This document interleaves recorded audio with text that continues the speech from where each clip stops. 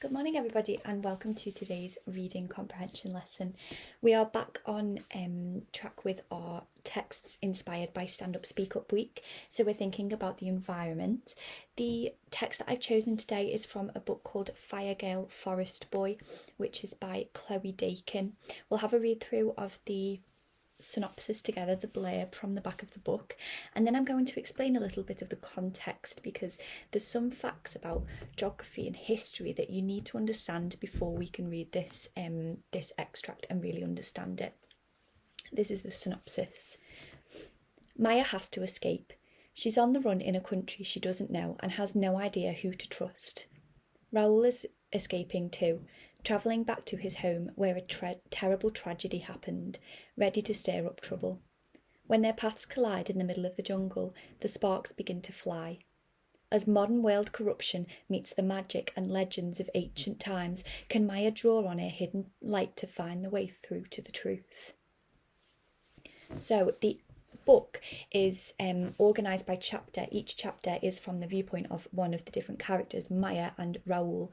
The extract we're looking at is one chapter from Raoul's point of view. I'm going to explain a little bit about his situation now. So today our story is set on the South American continent, which I'm showing you on the world map now, and it's set in a country called Peru. One part of Peru is covered in a thick, dense rainforest called the Amazon, which spreads across quite a few South American countries in the north of South America.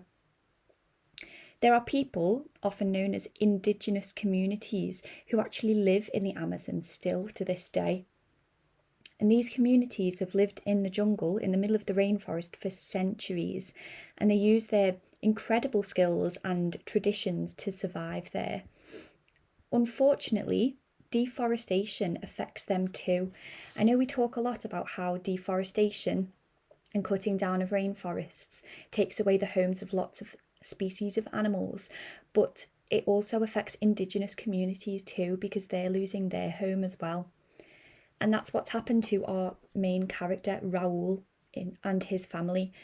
Deforestation has meant that his family have lost their home in the forest and they've had to move to a nearby town called Ollantaytambo. And because all their skills are very specific to living in a jungle, it's often quite difficult for them to find work in towns and cities when they've lost their home in the jungle and they've had to move. So in Raoul's case, his family works with tourists at a nearby attraction called Machu Picchu, which you can see a picture of now. Machu Picchu is the remains of an old Inca city. The Inca emperor used to live there. And Inca is the name of an empire which was one of the biggest in South America many, many years ago. And so now many tourists travel to Machu Picchu to have a look at the city there. And Raoul's father, and Raoul himself sometimes, works with the tourists at Machu Picchu. So now I would like you to pause the video and read the text before you come back, and I'll clarify some vocabulary, and then we'll move on and we'll read the text together. Pause now. Okay, some pieces of vocabulary to clarify. We already talked about Machu Picchu, and that's the old city from the Inca Empire. Intipunku is also known as the Sun Gate, and it's the entrance to the city of Machu Picchu. It's very popular with tourists to stand here at sunrise because the sun peeks through the gate and it's a really pretty view. It's a really beautiful view. And so, that's the entrance to Machu Picchu. The Inca Trail is the walk from the entrance, from Intipunku, up to the city of Machu Picchu, and that trail is quite long and quite arduous. It's quite hard, a hard hike, and because it's a hard hike, Machu Picchu has a lot of porters, and the porters work at Machu Picchu and they carry all of the camping equipment and food for the tourists. Because this trek is very long, you need porters to go with you so that people reach the top in a safe and environmentally responsible way. And then finally, Idaho is a state in the United States of America, and that's where Rick the tourist is from. Now I'm going to read through the text, so read along with me. Raoul. Dad works as a trail leader, bird spotter, cook.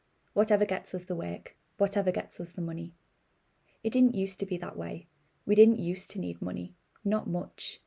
When we lived in the rainforest, we grew and found and hunted what we needed and traded for the rest.